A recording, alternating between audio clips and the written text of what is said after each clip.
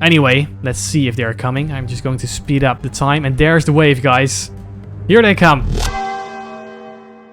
Today we are playing a brand new game called Diplomacy is Not an Option, which is a beautiful mix between RTS and tower defense, where you have to defend your base against waves of enemies that attack you every few days. Please leave a like on the video if you enjoyed it, and thank you for watching. We need to defend our little settlement here against a wave of enemies that is gonna come at day 7. Right now it is of course day 1, so we need to build up our economy, build up our military, and prepare for this wave. I've got some military units already right here. They spawn with you at the beginning. Got a catapult, we got some archers, and we got the soldiers. So I'm just gonna use this little military group to scout around and see if there's anything valuable in the area. We need to feed our population, of course. We got these guys walking around here. So unlike other RTSs, I can't control any of these guys. They will just do whatever is available to them.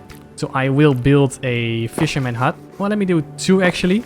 So that's going to produce food. I also need to make a lumber mill, which is of course going to get us some wood. I might build 2 of those.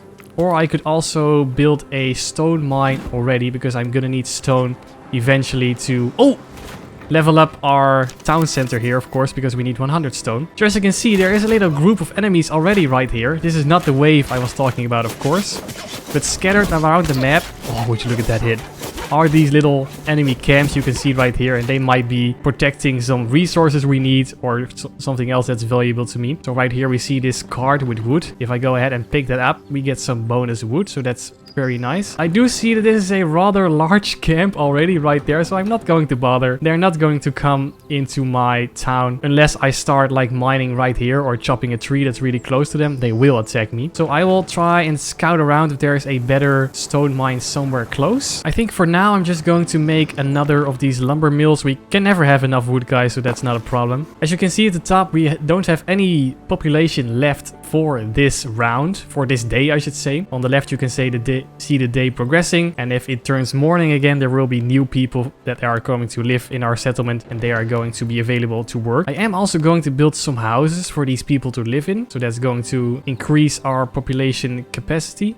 Just gonna build 2 like this and let that go. We see these builders right here. They have these blue outfits, and they will just go whatever needs to be built. They will go there. I see we have a nice stone mine right here, pretty close, so that's perfect. And there you go, it's day 2. We got 9 new people that came to live in our settlement, so we can use those people to, like, well, you know, we need some stone to mine some stone for us. So I'm going to build 2 stone mines right here.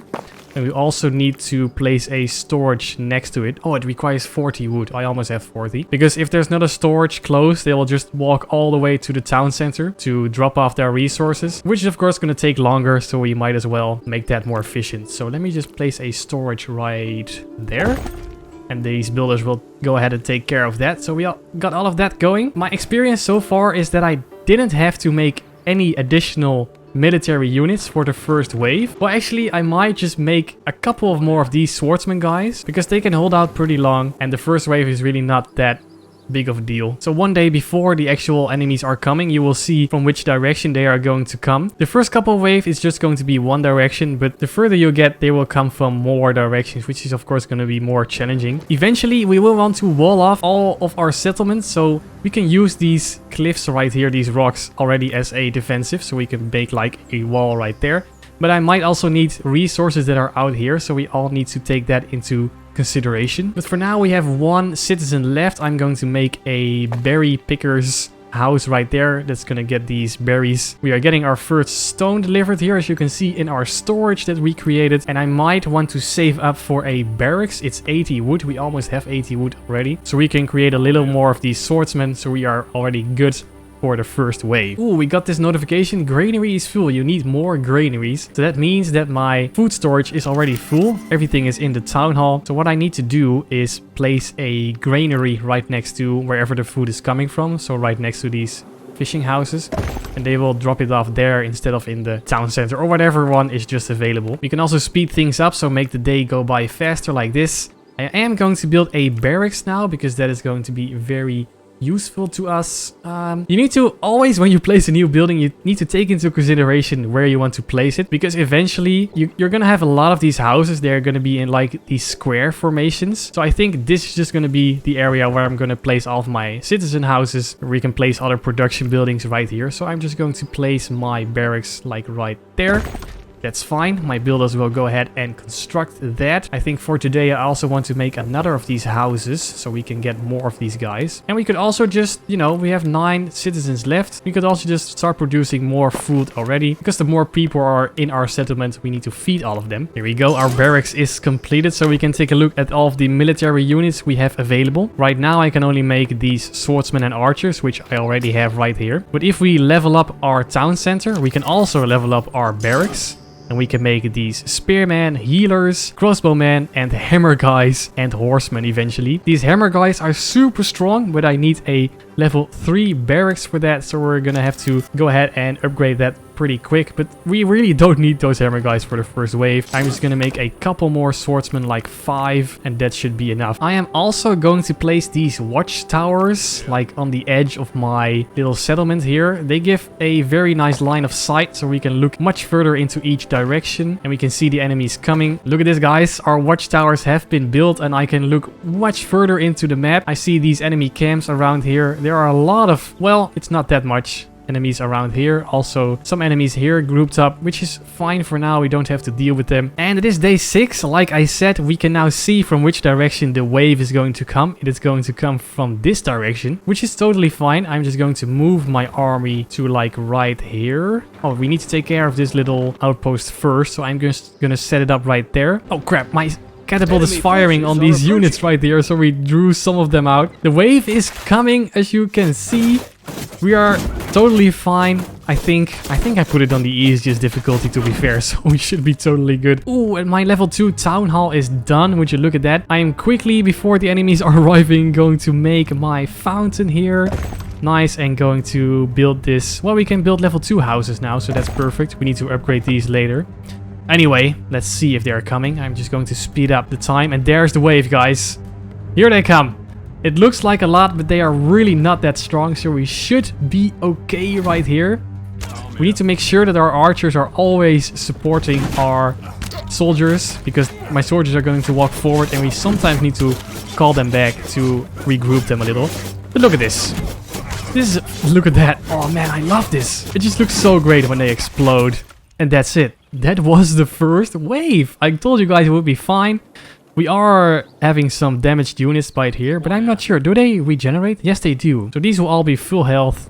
That's awesome. And we can also make some healers now. We can upgrade our barracks. We are going to do that. The next wave is going to come at day 13. It is day 8 right now. So we have plenty of time to manage our economy. I am noticing that we are consuming 72 food per day and we are producing around 112 right now. So we are getting close to that limit. So I'm going to build a little more of these fisherman huts right here, which are just perfect for food. We can also make these farms, which take up a lot of space because you need to place these actual fields around them. I don't think we need those right now. I think I am going to place them here eventually when this force is going to run out. And we need to start producing iron, which is right here. This is an iron vein. It is a little bit close to this camp here though, so we are going to get our military units and go ahead and take this out. We shouldn't take too much damage from that, so we can safely build a iron mine right there. So let me just set these guys up like this. Let my catapult just quickly fire into them when he's ready. Come on, dude. Yeah, there you go. We lost 1 unit. There are also a couple more enemies right here and right there, but I am just going to build this mine now. We can build an iron mine, and of course we need a storage close to it. We are getting a notification at the top right that there is a corpse to bury. So if we don't bury our dead, they might raise up and cause a plague, so all my citizens get sick, or they turn into corpses which will attack my town. So we don't want either of those to happen. So we are going to build a gravedigger's house right there, and also build a cemetery where all of our dead can be buried. And then I will set his working radius to right there on this guy. We're also producing iron now, so I can make these new units. I am going to make like, let's do 5 of these cool spearmen. They are really strong, have a lot of HP, and also crossbowmen are very valuable. But healers are, I think, a little underrated, because if you place your healers correctly in your formation, you can just make it so that your units almost never die. So that is what we are looking for, I think. Yeah, there's this little camp right on the edge of this fort. They are just constantly attacking my guys, so I'm going to take out these houses. So they should be gone from this area. Also these guys right here. And the next wave, guys, is coming from this direction, which is fine. I'm just going to place my units actually where they are standing right now. Also get my new group of units set up right there. And there you go, we dealt with these units, so we should be all set for the next wave. But if you would like to see the next wave, please leave a thumbs up and I will make another video about this and see how far we can go. Eventually we will have a big settlement with these big walls, towers, trebuchets, everything. So I really hope you guys like this. Let me know in the comments. And please, of course, leave that thumbs up. So sorry to leave you on a cliffhanger, but I just want to see if you guys actually like this or not. Thank you again for watching, and I will see you in the next one.